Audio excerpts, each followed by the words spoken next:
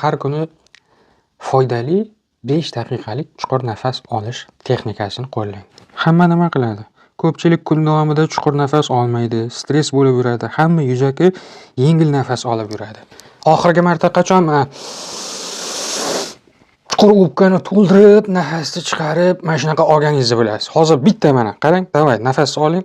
2 marta chuqur nafas oling. Dastlab mana bunday qarang.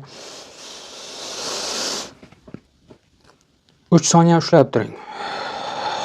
Chiqaring. Mana shu narsani hozir o'zida 2 marotaba davay takrorlang. Sirazi miyani orqasiga jimirlik keldimi? Sirazi miyaga kislorod to'yinib bordi. Doim odamlar gipoksiyada yuradi. Hamma deb yengil yuzaki nafas olish rejimida hozir. Qachon to'yib chuqur nafas olganingizni bilmaysiz ham. Shuning uchun bir kunni boshlang'ich yarmida, misol uchun, obedga yaqin to'yib chuqur 4 soniya nafas olamiz. Mana qarang.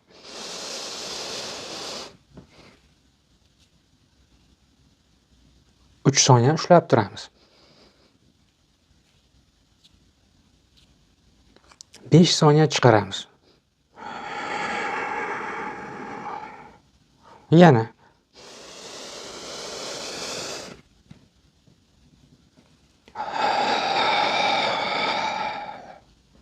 Voy, bu koni foyda. Men bilan bir qilganlar kommentarga nimani sezganingizni yozing.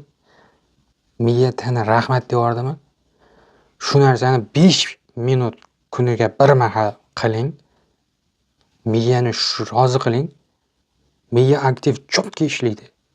Hamma gormonlari tanq mana deb pochklab ajoyib qilib ishlab beradi. Chunki hamma hozir qachon to'yib nafas olganligini bilmaydi. Stressda urushib yuribdi.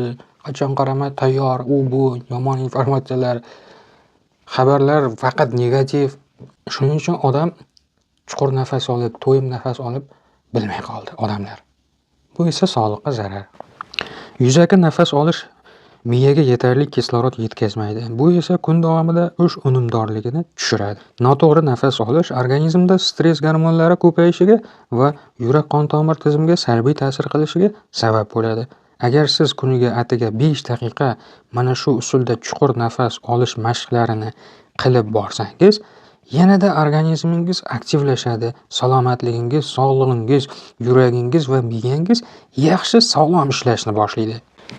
Qanday qilib bu odatni shakllantirish mumkin? Oddiy vaqt topishingiz bilan kuniga kislorod shuncha to'yinib miyaga qonga o'tadi-da, ushlab tursangiz o'tib oladi. Keyin karbonat angidridni oxirigacha gazni chiqarish kerak. Bo'shatish kerak. Yana o'rniga olish kerak. Hutara.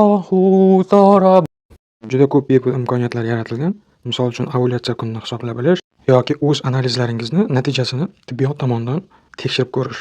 Sababi nega kamaydi yoki nega o'zgardi, yechimi qanday bilish imkoniyatlari. Doktor Ischanovning mobil innovatsion dastur kitobi chiqdi.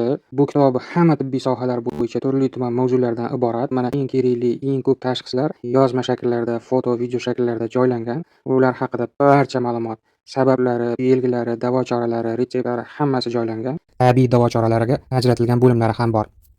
Bu innovatsion mobil ilova kitobimizni iPhone'larga yuklash uchun App Store saytidan, iPhone emas telefonlarga yuklash uchun telefoningizda Play Market yoki Google Play saytiga kirib, o'sha joydan birinchi yordam so'zini yozib, sketch qilib olishingiz mumkin. Yoki shu videoni tagiga ko'p yozuvda ssilka qoldiraman, uni ustiga bosib, sketch qilib yuklab telefoningizga o'rnatib olishingiz mumkin.